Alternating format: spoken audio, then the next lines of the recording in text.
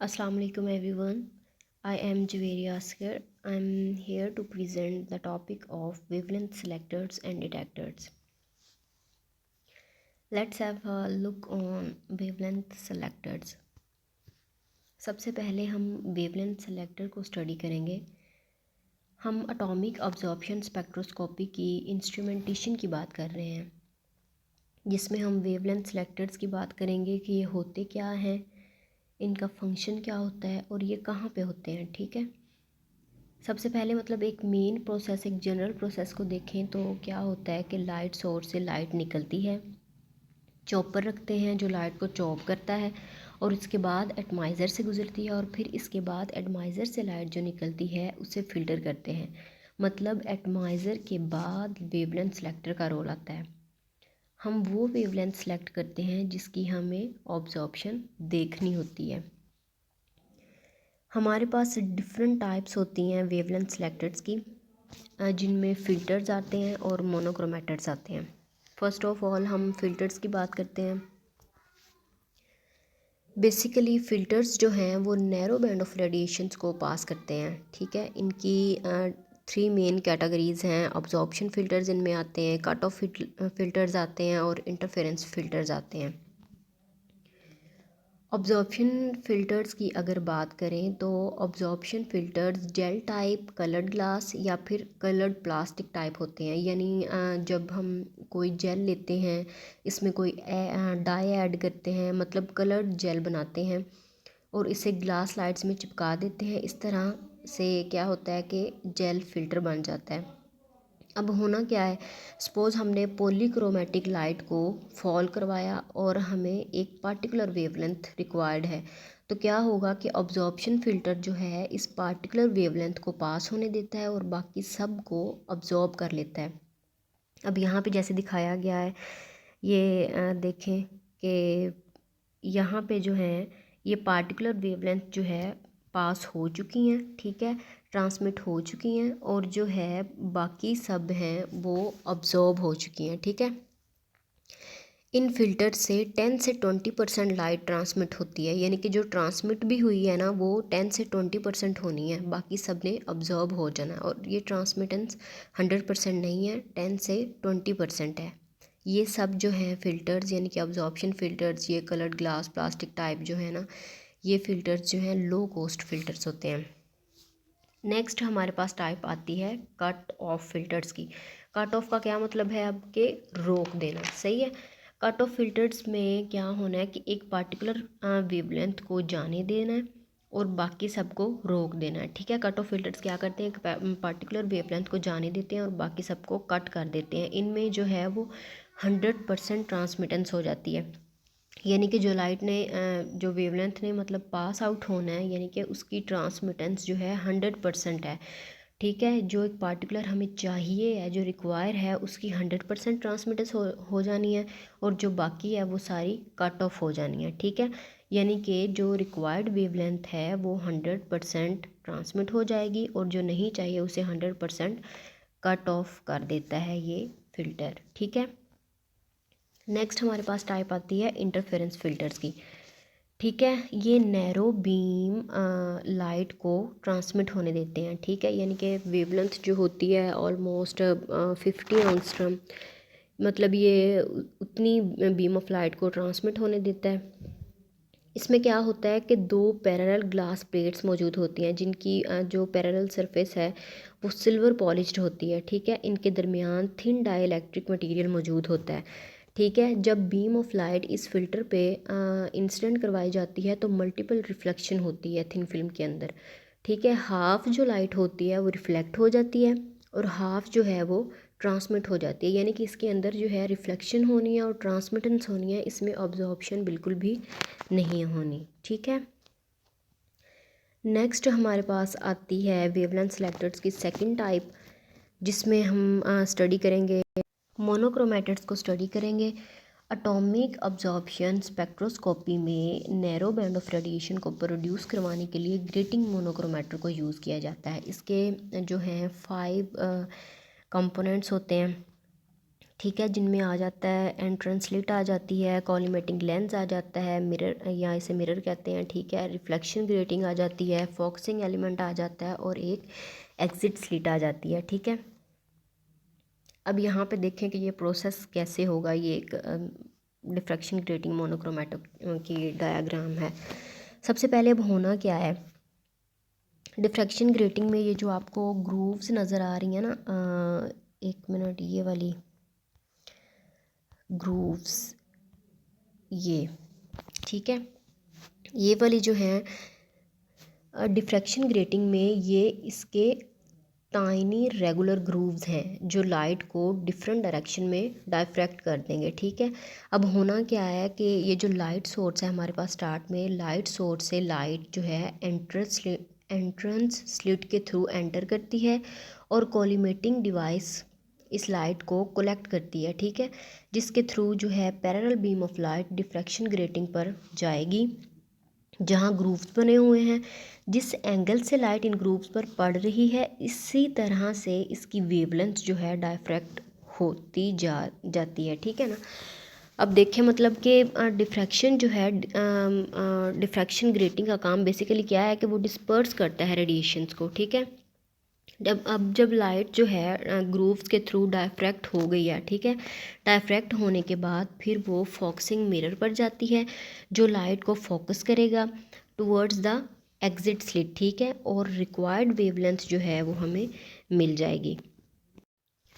मतलब ये कि लाइट आई तो एक साथ, लेकिन एक साथ निकलेगी नहीं, कोई रे पहले निकलेगी, कोई रे इसके बाद, इसी तरह से जो है वेवलेंथ सेपरेट हो जाएगी। ठीक है ना, और हमें जो वेवलेंथ है रिक्वायर, मतलब जो हमारी रिक्वायर्ड वेवलेंथ है वो हम डायफ्रैक्शन ग्रेटिंग को रोटेट करवा के सिंगल वेवलेंथ रेडिएशन निकाल सकते हैं। मतलब अब ये है ना कि हमारे पास अगर हमें एक मतलब लाइट की वेवलेंथ हमें रिक्वायर है, ठीक है ना, तो हमने क्या करना है कि वो जो डायफ्रैक्शन ग्रेटिंग होना है ना उसको हमने रोटेट करवाना है इस तरह से कि जो वेवलेंथ हमें रिक्वायर होगी ना सिंगल वेवलेंथ, कि वो उसी वेवलेंथ की रेडिएशंस को निकाले और हमें वो रेडिएशंस, वो वेवलेंथ हमें मिल जाए जो हमें चाहिए होगी। ठीक है, एग्जिट जो स्लिट है ना, एग्जिट स्लिट के बारे में ये है कि जितनी नैरो होगी उतना ही जो मोनोक्रोमेटर है वो सिलेक्टिव होगा, सेंसिटिव होगा, इसकी बैंडविड्थ जो है वो स्मॉल होगी,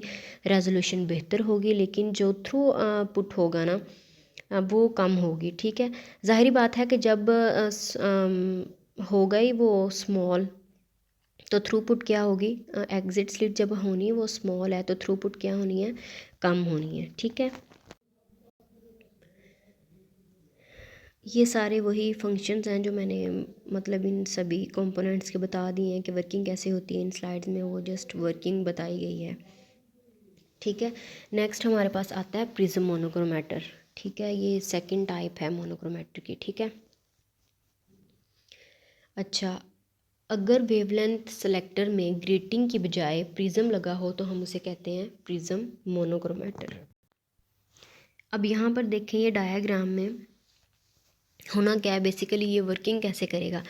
अभी देखो लाइट जब जो है प्रिज्म पे फॉल करेगी तो क्या होगा, डिस्पर्स हो जाएगी। ठीक है, एंट्रेंस स्लिट से लाइट गुजरेगी, फर्स्ट लेंस को एल्यूमिनेट करेगी, फिर ये प्रिज्म पर जाएगी और इसे कंपोनेंट वेवलेंथ में डिस्पर्स कर देगी। ठीक है, मतलब प्रिज्म ने क्या करना है कि जो लाइट इस पर फॉल हुई है ना उसे कंपोनेंट वेवलेंथ में डिस्पर्स कर देना है और सेकंड लेंस जो है इसे फोकस करेगा, एग्जिट स्लिट एक बैंड ऑफ रेडिएशन को सिलेक्ट करेगा। ठीक है, और जो है डिटेक्टर तक ले जाएगा और जिसे डिटेक्ट कर लिया जाएगा। सही है, ये नेक्स्ट ये वही चीज़ है जो मैंने फंक्शनिंग में बताई हुई है। नेक्स्ट हमारा टॉपिक है डिटेक्टर्स। अच्छा जी, एटॉमिक अब्जॉर्प्शन स्पेक्ट्रोस्कोपी में डिटेक्टर ट्रांसमिटेंस और अब्जॉर्बेंस को मेजर करता है। ठीक है, डिटेक्टर।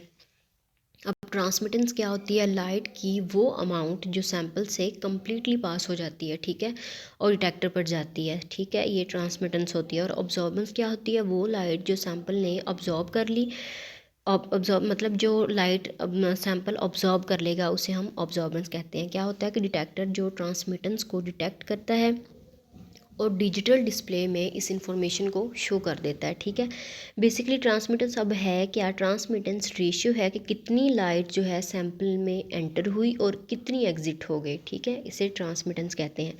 जब ट्रांसमिटेंस को 100 से मल्टीप्लाई किया जाएगा तो क्या होगा कि हम इसे कहेंगे 100% ट्रांसमिटेंस है। ठीक है, सॉरी, परसेंटेज ट्रांसमिटेंस भी कह सकते हैं, 100% ट्रांसमिटेंस भी कह सकते हैं।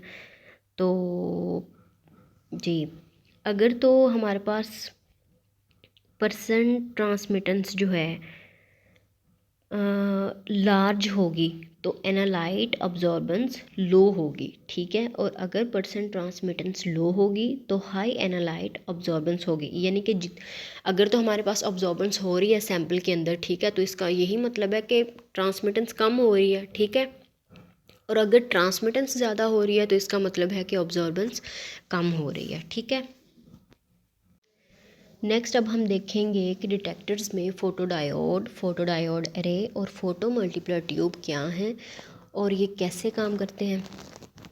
ठीक है, फर्स्ट ऑफ ऑल हम फोटोडायोड की स्टडी कर लेते हैं। बेसिकली फोटोडायोड एक सेमीकंडक्टर डिवाइस है जो लाइट को इलेक्ट्रिकल सिग्नल्स में चेंज करती है। ठीक है, एक फोटोडायोड में पीएन जंक्शन या पीएन स्ट्रक्चर मौजूद होता है। पीएन जंक्शन में हमारे पास पी टाइप और एन टाइप मटेरियल को कंबाइन किया जाता है। पी टाइप में पॉजिटिव चार्जेस और होल्स मौजूद होते हैं, जबकि जो मूव कर सकते हैं, और एन टाइप सेमीकंडक्टर में फ्री इलेक्ट्रॉन्स या नेगेटिव चार्जेस मौजूद होते हैं जो मूव कर सकते हैं। अब यहाँ पे ये सारी फंक्शनिंग है जो मैं आपको नेक्स्ट इससे देख के बताऊँगी। ठीक है ना, ताकि आपको समझ भी आ जाए। अब होना क्या है, जब हम पी टाइप को और एन टाइप को जब हम इन्हें कंबाइन करते हैं तभी एक प्रोसेस स्टार्ट होता है जिसे डिफ्यूजन कहते हैं। अब एन टाइप में फ्री इलेक्ट्रॉन्स हैं, पी टाइप में फ्री होल्स हैं, सो एन से पी की तरफ फ्री इलेक्ट्रॉन्स ट्रांसफ़र होगा। ठीक है ना, अब ये इलेक्ट्रॉन डेफिशिएंट हो जाएगा ना, एज अ रिज़ल्ट यहाँ पे पॉजिटिव चार्जेस आ जाएंगे। ठीक है, यानी अब ये पॉजिटिव आयन बन जाएगा। इसी तरह जैसे जैसे इलेक्ट्रॉन्स जाएंगे यहाँ पॉजिटिव आयंस जो हैं वो बनते जाएंगे। ठीक है, अब जो इलेक्ट्रॉन्स पी टाइप में आए वो होल्स के साथ मिलेंगे, मतलब एक इलेक्ट्रॉन एक्स्ट्रा हो जाएगा और नेगेटिव चार्ज आ जाएगा। ठीक है ना, मतलब इलेक्ट्रॉन जो हैं वो मूव कर जाते हैं नेगेटिव से पॉजिटिव की तरफ, और होल्स जो हैं वो मूव कर जाते हैं पॉजिटिव से नेगेटिव की तरफ। ठीक है, अच्छा, तो अब क्या होना है, तो यहाँ पर एक बैरियर बनता है, मतलब एक पोटेंशियल क्रिएट होता है,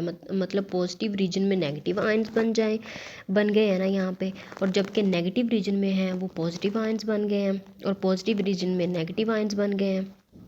ठीक है, मतलब कैरियर जो हैं अब ख़त्म हो गए। सो एक साइड पे नेट पॉजिटिव चार्ज, जबकि दूसरी साइड पे नेट नेगेटिव चार्ज बना। ठीक है ना, तो मतलब इसी रीजन को हम डिप्लेशन रीजन कहते हैं। ठीक है ना, और यहाँ दोनों एंड्स पे पोटेंशियल डिफरेंस होगा, जिसे पोटेंशियल बैरियर भी कहते हैं।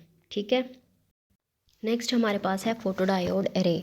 अब फोटोडायोड एरे क्या है, फोटोडायोड के लीनियर अरेंजमेंट को हम फोटोडायोड एरे कहते हैं। ठीक है, फोटोडायोड एरे जो है वो several hundred light sensing diodes पे मुश्तमिल होता है। ठीक है, फर्स्ट ऑफ ऑल यहाँ पे ये प्रोसेस होना क्या है, इस डायग्राम में आप देखें।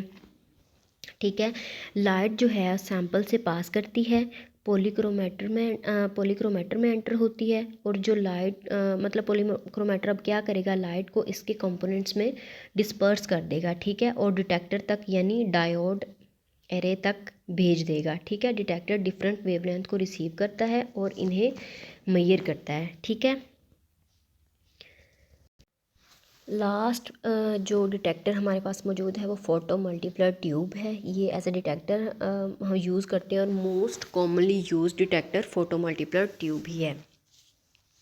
अब फोटो मल्टीप्लर ट्यूब होती क्या है, ये एक फ़ोटो एमिसिव डिवाइस है, मतलब जिसके अंदर फोटोन्स की ऑब्जॉर्प्शन के नतीजे में इलेक्ट्रॉन्स एमिट होते हैं। ठीक है, मतलब फोटोन्स की ऑब्जॉर्प्शन होनी है और इलेक्ट्रॉन्स की एमिशन होनी है। ठीक है, इसके कंपोनेंट्स की बात करें तो इसके अंदर जो है फ़ोटो कैथोड वगैरह डायनोड्स की स्टडी की जाती है, और सेंटिलेटर मटेरियल उसको हम स्टडी करेंगे। ठीक है, first of all photo cathode की बात करें तो photo cathode is present just after a thin entrance window. Thin entrance window के बाद जो है फोटो कैथोड प्रेजेंट होता है, ठीक है। इस पे फोटोन्स की बम्बार्डमेंट की जाती है, ठीक है। फोटोन्स मतलब जो आके टकराने हैं ना वो फोटो कैथोड पे टकराने हैं, ठीक है ना।